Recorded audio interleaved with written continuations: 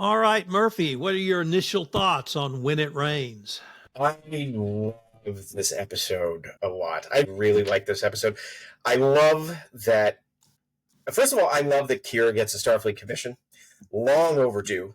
Love the weird reversal of fortune that everything, like, Kyra's teaching Bajoran resistance tactics to a bunch of Cardassians hiding on a planetoid. Dukat, disguised as a Bajoran, ends up homeless and blind on the streets of Bajor. The total reversal of him being the prefect. Yeah, it's really fun. The whole idea of Martok getting commendated and then Gowran coming in and being like, I'm going to run things now. And everybody's being like, yeah, that's not great. But yeah, good, fun episode. A nice little way, as you said in the last one, to round out this little 4-part mini arc that we have. Yeah, what did you folks think? Megan? Yeah, I thought a lot of similar things came up for me. Is the whole making Kyra the liaison to the Cardassians to teach them resistance tactics. That's tough for everyone, but she probably is the best choice. And her, like, real no mercy for collaborators attitude, I always find delightful and refreshing. And having her teach that concept to the Cardassians, I thought it was just particularly pleasing.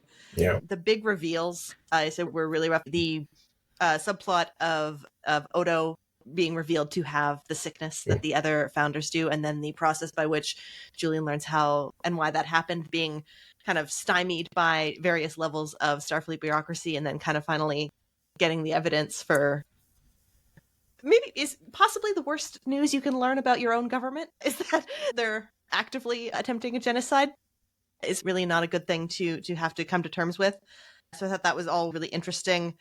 Gowran taking over control of the Klingon forces, as you said, Murphy, was just an interesting move and kind of hard to, like, I see jealousy there in terms of the renown that Martok had been winning. Yeah. And on the little romantic side, Ezri and Julian's kind of failure to communicate, just there's much more interesting things going on. And I kind of wish they just left it with everyone's friends now, because I thought Ezri and Worf as, like, buddies was really cool. But the whole romantic thing between people with the chemistry of wet dish rags is not wildly appealing. We had a great little moment of Quark the warm-hearted bringing coffee to try and help find a cure for Odo. Lots of little things were wonderful and lots of big things were really exciting. And Ben, Kai Wynn, how cold is she? You've been blinded because you're not good enough to read the books. You're no longer useful to me at all. Why don't you go be, as you say, just a beggar, homeless on the streets of Bajor to become worthy, just ice cold. Well, I quite loved it. If you were a Bajoran and you suddenly had the opportunity to torture Dukat through no means of your own, you could just be like, let nature take its course. You would totally jump at that. Especially after the reveal, because I don't think I mentioned it last time. She's, oh no, I'm in a relationship with a lizard. The worst lizard. So she does get a little bit of payback for that. So that's probably good. But oof, cold. What did you think, Tom? She was, yes. I was really intrigued with the origin of Odo receiving the virus, how Star Trek, obviously the medical corps tried to stymie Bashir, but how Bashir realized that the records he was sent were not Odo. And it's like when I have some computer problem and I'm like, that, it must be me. I must be screwing up. How could this computer be wrong? Guess what, Tom? The computer was wrong. Or I'd done something wrong, or someone had done something wrong. And I really enjoyed sort of that moment. Probably the most poignant was what you said, Megan, when Quark rolled in there with the coffee. Yeah. I just thought, wow, has he come a long way? And you know what? It was free. Yeah.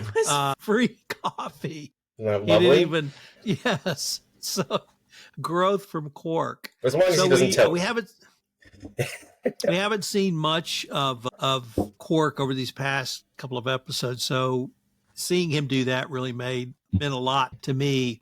Megan, I would have said it was petty jealousness with Gowran. I just saw teenage boys in junior high school petty jealousness. Yeah. And not to bring my national politics into the discussion, but Gowran's an idiot. Yeah. And he only knows one thing, and that's attack. and he's attacking, and it is costing the Klingon Empire men and ships. It's costing the Alliance what little hold they have on the line. He is losing that grip, and you can see that there's going to have to be a resolution of this one way or another. I don't think the Klingons could ever leave the Alliance, but they may be broken out of the Alliance just because their fleet is destroyed if he continues down this path.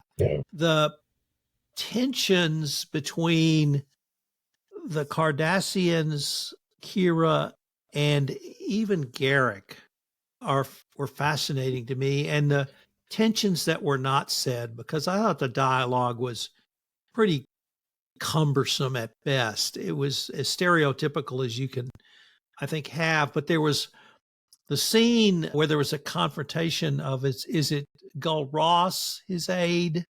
You're talking to Mars' buddy.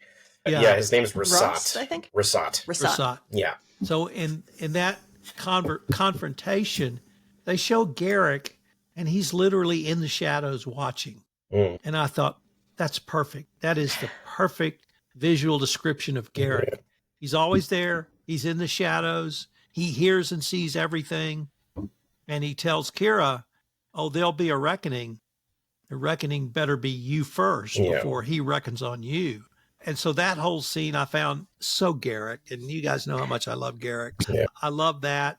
The reveal of Odo with the disease, Kyra having known this all along, once again showing that everybody knows everything all the time. There are no secrets. I thought that was good.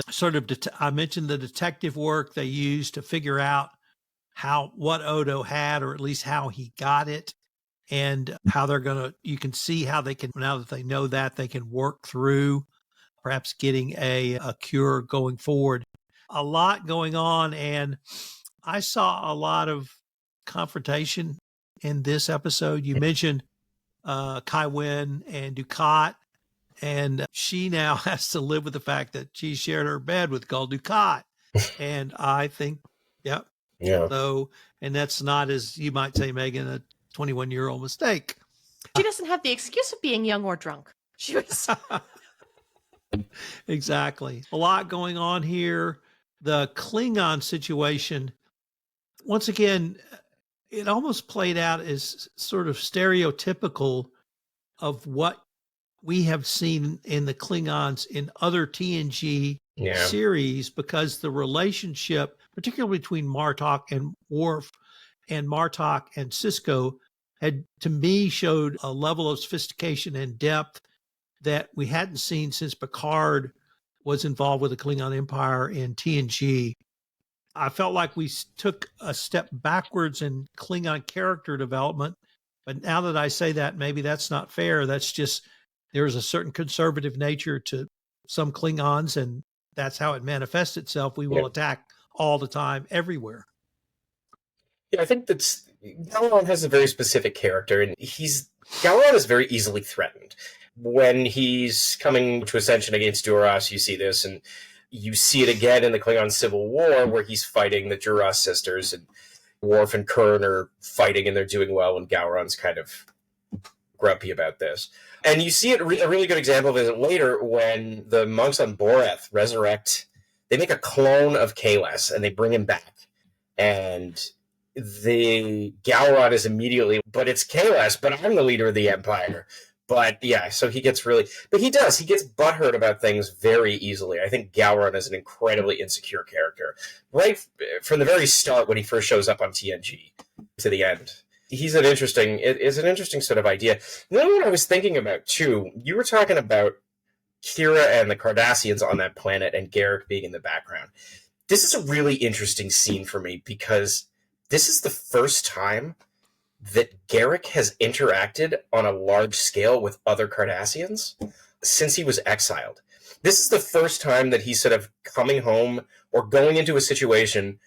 Yes, he's working, but it's also a social situation with other former military or intelligence people from his homeworld. And he hasn't done that for a long time. I mean, he dated Zial, and he talks to the odd Cardassian here and there. But to be surrounded by his people, this is kind of an interesting idea. And I would imagine that it would bring up similar weird feelings for Kyra where she doesn't have the safety of humans or other Bajorans around her when dealing with Cardassians. Now, she's gone through this a bit when she joined Ducat's little bird of prey crew and they were sort of flying around. But yeah, I think about these people in out of comfort situations and how they're dealing with it. And immediately it sprung to mind where Sot tries to pick a fight with her.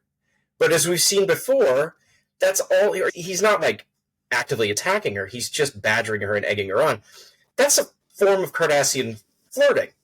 And I gotta wonder if, this room full of guys, she's the only Bajoran there, and they're gonna pick fights with her because they're all trying to flirt with her. I don't think it's the case, but it definitely is interesting in that dynamic. Yeah. I got something a little different from that part, because I noticed that too, and it's because she was specifically needling her after she had talked about how you can't have mercy for collaborators. Yeah. And he made the not unfair point that Odo could technically be considered a collaborator based on when he was working for the Cardassians. Oh, he is. And I think yeah. And so that worked so well, and I found this to be so relatable in terms of just like the thinking through of these things, that Kyra does have very strong opinions, and when she is in resistance fighter mode, things are very black and white. But then on the personal relationship level, her actions are in conflict with those beliefs, and I think that's a really uncomfortable position for Kyra to be in, even probably more uncomfortable than being surrounded by Cardassians trying to teach them freedom fighting. Yeah. Is having to deal with that mental disalignment that is foreign to her in terms of her words and her beliefs and her actions. Yeah. So I thought that was really, really interesting. And of course, then not knowing the extent of Odo's disease progression yet, because he kept that from her, how it was starting to manifest. And I love their relationship. And I feel so much sympathy for her that she clearly does struggle with that aspect of it, what they've done in the past and what that means for the relationship now. Questions many of us hopefully will not have to ask in the coming years of ourselves. It's funny. The occupation went on for 50 years. You have to think, Damar's a week into this insurgency, and they're already talking about you have to take down collaborators. Of course the Cardassians are going to be like, no, we're the ones that are imprisoned. We have to free our people, not kill them. Kyra lives through the occupation 50 years, and I'm sure the Bajorans at the beginning weren't like, we're not here to kill Bajorans. And then after 50 years of attrition, it's just, we're going to have to bomb a factory that has Bajorans in it. Otherwise... To be fair, it only took the French 6 weeks. Yeah, that's the in thing. Nigeria? Like, you see this with the Maquis, too. The Maquis end up blowing stuff up that has Maquis people in it. And I'm sure the Cardassians would have gotten there. It would have taken a long time. And the resistance through Damar probably would have lasted a lot longer if they weren't doing this, if Kyra hadn't been there. But the fact that Kyra brings up, you're going to have to kill your own people if you want to break this chain, as one of the literal first things she says to them. It's really stark. It's a heavy thing to drop on someone. Yeah. So I want to go through some final thoughts on this episode. Megan, you want to start us off? I think one of my favorite parts of the episode is right at the beginning when Julian is trying to charm a cup of goo out of Odo to run his test. I just thought that was a lovely moment between these characters who had become friends. This long-suffering agreement to provide this. I really liked that interaction. And I thought, it was a great episode, a really exciting episode. It's one of those episodes that makes me want to immediately press play on the next one and keep the story going. But I'll wait until doing the prep for our next recording session. I love this one, and I can't wait for the next. Yeah. Murphy? Yeah, like I said, I love this episode. I love the way the dynamics between people change. I love that shot when Ducat opens the book and he gets hit with the red symbol in his eyes. I love that. And the way that he's sitting, such a great, simple moment. I don't want to mention this, but he's sitting in the dark in Wynn's room, and she comes in, and he calls her name, and she doesn't answer, and she's just messing with him. And it's such a perfect little acting moment, but it's just, it's so good. My other question being, Bashir's working on the cure. Just this one quick idea. Miles is just kind of hanging out on a bio bed, making small talk, and then immediately jumps up and runs for coffee when Quark brings it in. What's Miles doing in there? Is he just hanging out with Bashir? If so, good on him. But yeah, a lot of really great little moments. I can't wait to watch the next one. They had to gossip. They had to hash out the Esri situation. They were going to do that in engineering. No, that's true. That's true. Yeah, that makes total sense. Don't you have some ships to engineer? Yeah. The one for me was the scene after Gowran arrived at Deep Space Nine between Worf and Martok, where Worf tries to convince Martok to take over the Chancellorship. Mm-hmm. And Martok makes it clear he does not see his duty as a Klingon warrior to do that, no matter how badly the Chancellor may lead the troops into battle. His responsibility and his duty is to follow the orders of the Chancellor. Yeah. And that really for me was a great 30 to 60 second moment of Klingon culture, virtue, and values. Yeah. Guys, I can't wait to see what we come up with next time. Till next time. Bye-bye.